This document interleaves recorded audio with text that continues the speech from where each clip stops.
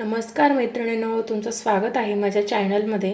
आता उन्हाळा सुरू होत आहे आणि आपली सगळ्यांची लगबग सुरू असेल ती म्हणजे कोणती, वर्षभर धान्य साठवण्याची। गहू, तांदूळ, बाजरी, डाळी वगैरे सगळं नीटनेटकं साठवलं नाही तर त्यांना लवकर कीड लागते, जाळी होते किंवा ते खराब होतात।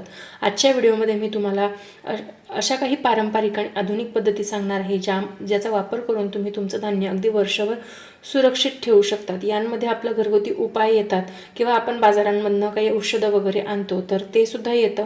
तर सविस्तर माहिती मी तुम्हाला आज देणार आहे, त्यासाठी तुम्हाला व्हिडिओ शेवटपर्यंत बघायचा आहे। व्हिडिओ आवडला तर व्हिडिओला लाईक, शेअर आणि आपल्या चॅनलवर नवीन असाल तर चॅनलला सबस्क्राईब नक्की करायचं आहे आणि मला एक कमेंट करून सांगायचं आहे की तुम्हाला माझा व्हिडिओ कसा वाटलाय ते। तर मैत्रिणींनो, सगळ्यात पहिली पद्धत येते ती म्हणजे हा आपला कडुलिंबाचा पाला। म्हणजे तुम्हाला माहिती असेल की आपल्या आजी, काकू, मावशी वगैरे सगळ्या ज्या जुन्या आपल्या माता भगिनी होत्या त्या सगळ्या कडुलिंबाच्या पानाचा वापर करायच्या। तर मैत्रिणींनो, ही अगदी पारंपरिक पद्धत आहे, अगदी जुनी पद्धत आहे जी माझ्या आजीकडून मी शिकलेली आहे। माझ्या आजीने मला हे लहानपणी सांगितलेलं तीच ही पद्धत आहे। तर सगळ्यात आधी आपण पाहणार आहोत पारंपरिक पद्धत ती म्हणजे आणि सगळ्यात सुरक्षित पद्धत सुद्धा, यामध्ये कुठल्याही प्रकारचा धोका नसतो, ते म्हणजे कडुलिंबाचा पाला। तर तुम्ही सगळं असं विचार करत असाल की हा कोरडा कडुलिंबाचा पाला काय करून घेते। तर मैत्रिणींनो, कडुलिंबाचा पाला कडधान्यामध्ये टाकण्याची एक सुरक्षित पद्धत आहे ती म्हणजे कडुलिंबाचा पाला आणल्यानंतर तो स्वच्छ आधी पाण्याने धुवायचा, त्यानंतर तो सावलीमध्ये छान सुकवायचा। तो ओला नसावा, कारण याच्यामध्ये जर ओलावा राहिला तर धान्य खराब होण्याची शक्यता असते।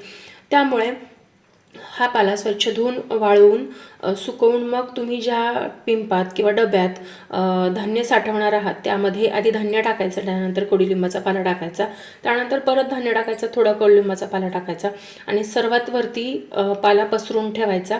त्याचा फायदा काय होतो, कडुलिंबाचा कडू वास आणि त्यामधील नैसर्गिक गुणधर्मामुळे कीड, आळ्या, मुंग्या धान्याला लागत नाही। हे पूर्णपणे नैसर्गिक असल्या कारणाने धान्य गुणवत्तेमध्ये कोणताही परिणाम होत नाही, म्हणजे धान्य कडू होत नाही, काही नाही।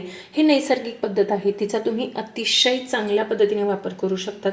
तुम्हाला जर हा कडुलिंबाचा पाला असाच टाकायचा नसेल, धान्य दळताना त्यामध्ये जात असेल, तर मैत्रिणींनो तुम्ही एक सुती पातळ कपडा घेऊन त्यामध्ये तो बांधून आणि पुटल्या पुटल्या करून तुम्ही ठेवू शकतात, म्हणजे त्याचा वासही बाहेर जात राहील आणि तुमचं धान्यही खराब होणार नाही। तर ही पहिली होती पारंपरिक पद्धत। त्यानंतर या सगळ्या पद्धती मी तुमच्या समोरच ठेवणार आहे, तुमच्या समोरच असणार आहेत त्यामुळे शेवटपर्यंत नक्की बघा।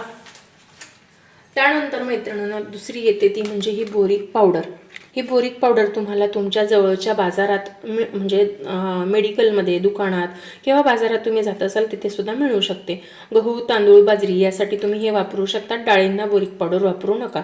दुसरी महत्त्वाची पद्धत म्हणजे ही असते, जशी पारंपरिक पद्धत कडुलिंबाचा पाला झाला, त्यानंतर दुसरी पद्धत आहे बोरिक पावडर, जी मेडिकलमध्ये सहज उपलब्ध होते। तिचा वापर कसा करायचा, 1 किलो बोरिक पावडर साधारण 50 ते 100 किलो धान्याला पुरेशी होते। तर तुम्ही 30 किलो जर आणत असाल, 30 किलो 40 किलो जर धान्य तुम्ही आणत असाल तर त्यासाठी ही एवढी बोरिक पावडर खूप होते।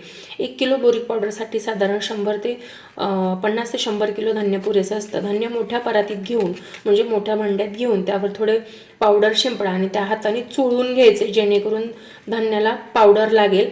त्यानंतर तुम्हाला एक सावधानगिरी बाळगायची, बोरिक पावडर लावलेले धान्य वापरण्यापूर्वी 2-3 वेळा पाण्याने स्वच्छ धुवून घेणे अत्यावश्यक आहे। ही पद्धत प्रामुख्याने गहू आणि तांदूळ यासाठी उत्तम मानली जाते, या दोन्हींसाठी। तर बघू शकताय, आत्ताच्या म्हणजे माझी मम्मी, मावशी वगैरे ही पद्धत वापरत होत्या, कारण कडुलिंबाचा पाला आता कमी होत आलेला आहे आणि बोरिक पावडरचं प्रमाण खूप वाढलेलं आहे। तर ही बोरिक पावडर आमच्या घरात आत्ता सध्या वापरली जाते, त्यामध्ये येते। तर ही पद्धत सुद्धा तुम्ही वापरू शकताय।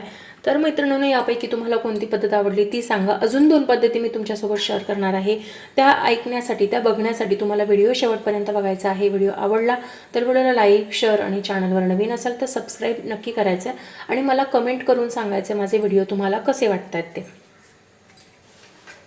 त्यानंतर मैत्रिणींनो येतं ते औषधी इंजेक्शन किंवा गोळ्या। तर माझ्याकडे आता इंजेक्शन आहे। अनेकांना धान्य चोळायला वेळ नसतो, अशा वेळी बाजारात मिळणारी इंजेक्शन, पाराच्या गोळ्या वापरल्या जातात। तर अशा पद्धतीचे इंजेक्शन, या गोळ्या किंवा औषध थेट तुम्हाला धान्यामध्ये टाकायचं आहे।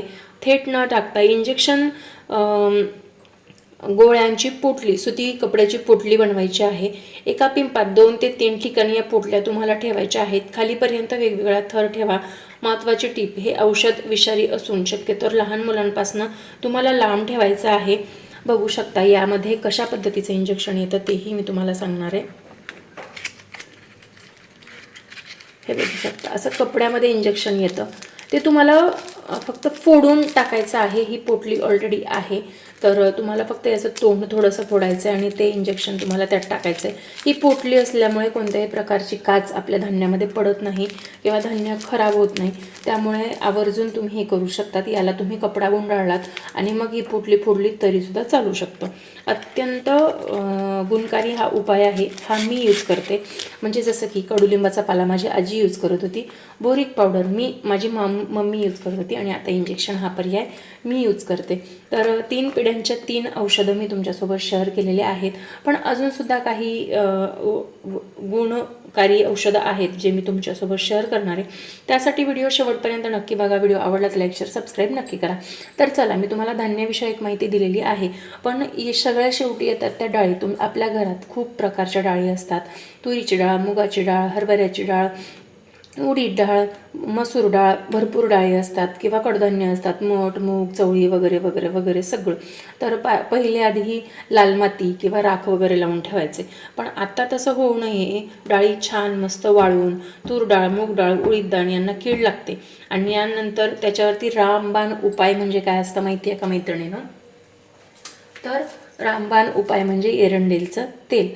तर हे एरंडेलचं तेल तुम्हाला मी इथे बाजूला ते शो करते आहे, इथे शो करेन मी तुम्हाला। जर मला शक्य झालं तर मी ते एरंडेलचं तेल तुम्हाला दाखवण्यासाठी नक्कीच प्रयत्न करेन। तर 1 किलोला साधारण एक मोठा चमचा, म्हणजे 1 किलो जर डाळ असेल तर त्याला साधारण मोठा साखरेचा चमचा इतकं तेल घ्यायचं आहे। डाळ मोठ्या भांड्यात घेऊन त्यावर तेल टाकायचं आहे, डाळ चांगली चोळून घ्यायची। जोपर्यंत डाळी एक प्रकारची चकाकी येत नाही तोपर्यंत डाळ चोळायची। त्याचा फायदे काय, तर एरंडेल तेलाला चिकटपणा आणि विशिष्ट वासामुळे डाळीला घून किंवा कीड लागत नाही। डाळ वर्षभर जशीच्या तशी फ्रेश राहते। स्वयंपाक करताना डाळ धुतली की तेल निघून जातं, त्यामुळे चवीतही काही फरक पडत नाही। तर अगदी अशा सोप्या आणि मस्त टिप्स होत्या। तर मैत्रिणींनो, अजून काही टिप्स आहेत। धान्य साठवण्यापूर्वी ते कडक उन्हात 2 ते 3 दिवस वाळवून घ्यायचं आहे। धान्यात ओलावा असेल तर कोणत्याही प्रकारची पद्धत काम करणार नाही। ज्या डब्यामध्ये किंवा पिंपामध्ये तुम्ही धान्य साठवणार आहात तो डबा स्वच्छ आणि कोरडा असावा। शक्य असल्यास हवाबंद डब्याचा वापर करावा। तर मैत्रिणींनो, हा होता धान्य साठवण्याचा काही सोप्या प्रभावी पद्धती। तर तुम्ही यापैकी कोणती पद्धत वापराल? तुमच्याकडे काही खास टिप्स असतील तर मला कमेंट करून नक्कीच सांगा, किंवा तुमच्याकडे कोणती पद्धत वापरली जाते हे सुद्धा मला नक्कीच सांगा। तर मैत्रिणींनो, कसा होता आजचा आपला इन्फॉर्मेटिव्ह व्हिडिओ? तुम्हाला आवडला असेल तर मला नक्कीच सांगा। व्हिडिओ आवडला असेल तर लाईक करा, तुमच्या खास टिप्स काही मला कमेंट करून सांगा आणि चॅनलवर नवीन असाल तर सबस्क्राईब नक्की करा। सबस्क्राईब केल्यानंतर त्या बाजूचं बेल आयकॉनसुद्धा नक्की प्रेस करा।